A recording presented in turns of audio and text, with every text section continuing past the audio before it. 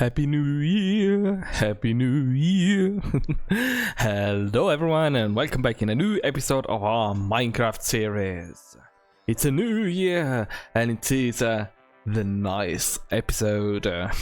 Nice. If you don't get the joke, then maybe you are too young, far too young. Oh no. Since it's a meme from like a couple of years ago.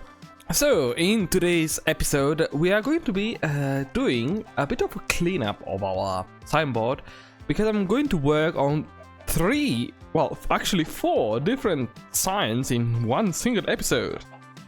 And you should already have guessed that by the title of today's episode. We are working on generators, and I want to get rid of these three signs. The basalt generator, which I have already built, but I didn't cover it inside, let's say, our playthrough, so I'll just show it to you. The cobblestone generator, which I want to build, and most interestingly, the mud generator. Generating mud is always interesting. And after we are over with these three, I want to start working onto the banquet hall, since it's going to be a building that I'm going to need very soon. So, without further ado, while I am picking up some materials for building, we will jump over to our trusty testing world, because I want to show you the mechanics behind these three generators. Here we are, you can see some mobs milling around. These are all constructions that we have used also throughout our playthrough.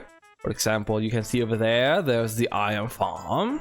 Or over there is the ceiling design for our storage room. Or the storage silos we built underneath the storage room.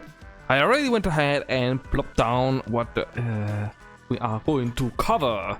So here you can see a very basic cobblestone generator. You just need water and lava. For building an actual cobblestone generator, you just have to have 4 blocks, lava on one end. Here you have dig down one and water. So it is very important having this hollow block here, because where you do not have this, the water would flow over to the lava and turn it into obsidian, which is something we don't want it to. Alternatively, you could also invert this and just have the source block on this side and the water flowing backwards, and it still works. Now, once you have your cobblestone generator going, you want to automate it, and this is precisely what we are doing here. By putting this soul sand block, alternatively you could also use a mod, but it is important that it is a non-full block. What happens here with these two very peculiar blocks is that entities do not perceive this block as full. We actually, you can see here, it's a very small little step.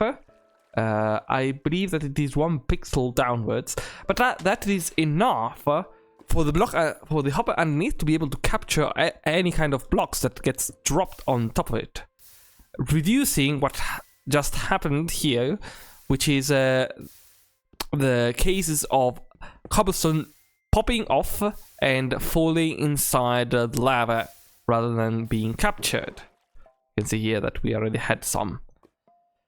Next on our to-do list, on our to-review list, is basalt. Here you have a very basic basalt generator.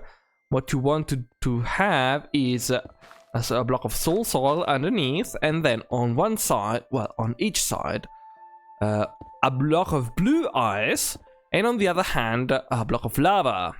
This is very used in the Nether in combination with flying machines for actually building bridges automatically throughout a lava lake. In this case, you see that we have this soil block underneath, which is mandatory. If we were to not put it in, you can see that nothing happens. So we have to use our minecart with an hopper instead if we want to capture the falling blocks, much like we did before with the cobblestone, like this. And here we get the basalt blocks that can be then moved over to a hopper and the chest and so on and so forth. So, converting dirt into mud is stupidly easy. You just need a block of dirt and a water bottle. You place the dirt, click on it with a water bottle, and there you have your mud.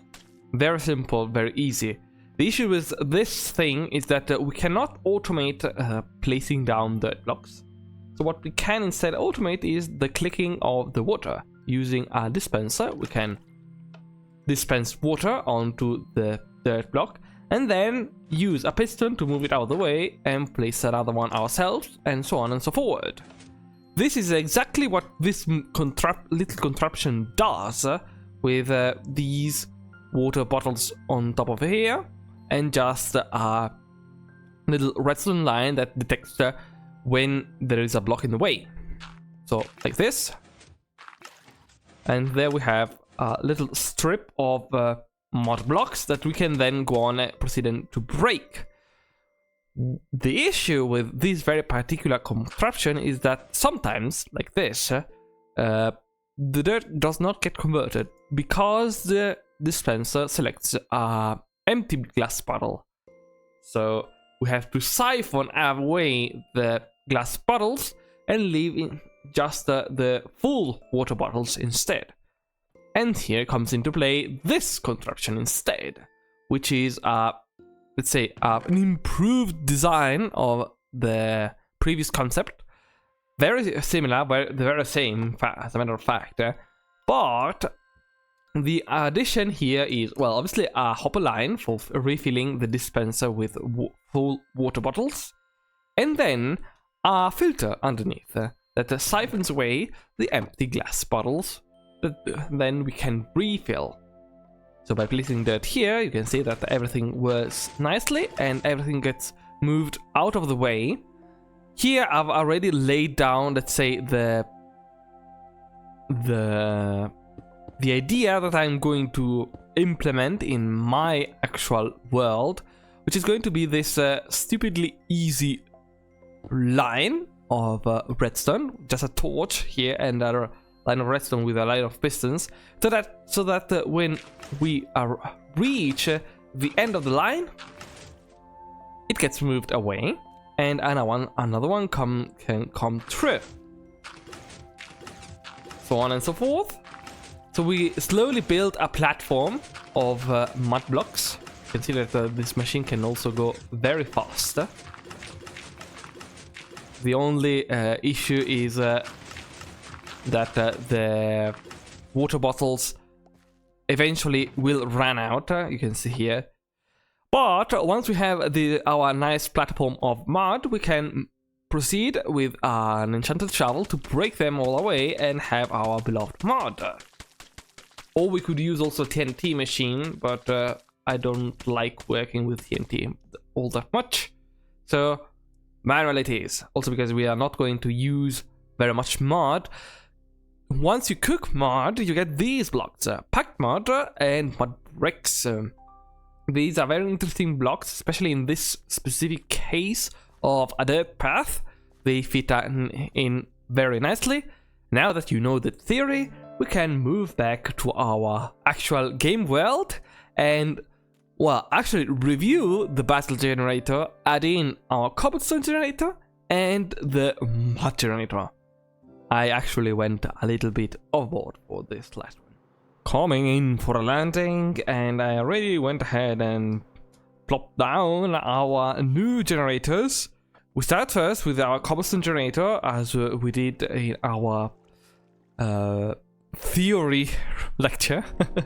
Here you have it. I've left the lava visible using these copper grates, because it makes light and it's just a nice thing to see, and we can just go ahead and use it, or at least show you.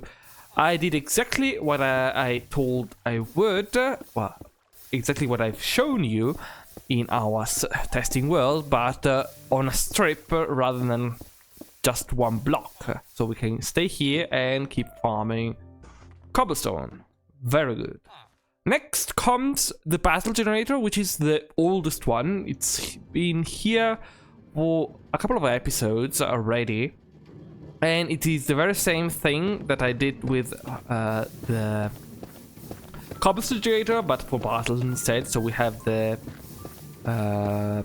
you can hear the minecart with a hopper running in the background. And you can see that there is the 5... the soil underneath. Last but not least, on our generator list is the most princely of them three, which is this. The mud generator, which has become its own house, rather than, as opposed as the cobblestone generator, which is just an addendum to this house here. Yes, as I said before, I went a little bit overboard. I still need to add in this last touch, like this. And here we have it. I already used it a little bit, and I already went through quite the ordeal of water bottles. We have some here. Here we have dirt to convert, and we can just put it down, and it goes just as nicely as it was in our creative world. We have still 2 blocks to go, and then it should automatically get stuck, I believe. Oh no, already it is stuck. So we can go ahead and clear out this entire area and get ourselves a nice stack of mud. Well, more than a stack, I believe. There we have it. Very good.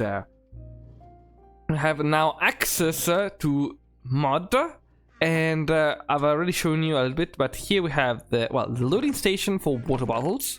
Look at that, an entire chest worth of bottles is gone. And here we have the dumping station for the empty glass bottles. Eventually we could think of integrating some auto refilling mechanism, but in the future, not right now. So let's meet back up to the signboard for concluding this generating episode.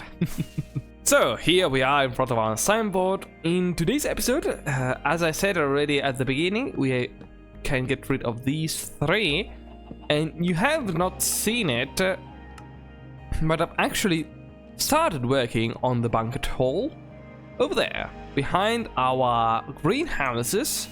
I can already show you. I already went ahead and dug out this little patch, made it a little bit more even, and I have a nice plan that I want to illustrate to you in the upcoming episode instead, since this one is already long enough. So I thank you for having followed me until this moment. Leave a like if you enjoyed today's episode, and subscribe if you wish to see more like them. Be sure to check out also the stuff I post in Italian if you cannot understand Italian, or if you are just curious. And I will be waiting for you, as per my usual, in the next episode, the 70th. Bye bye!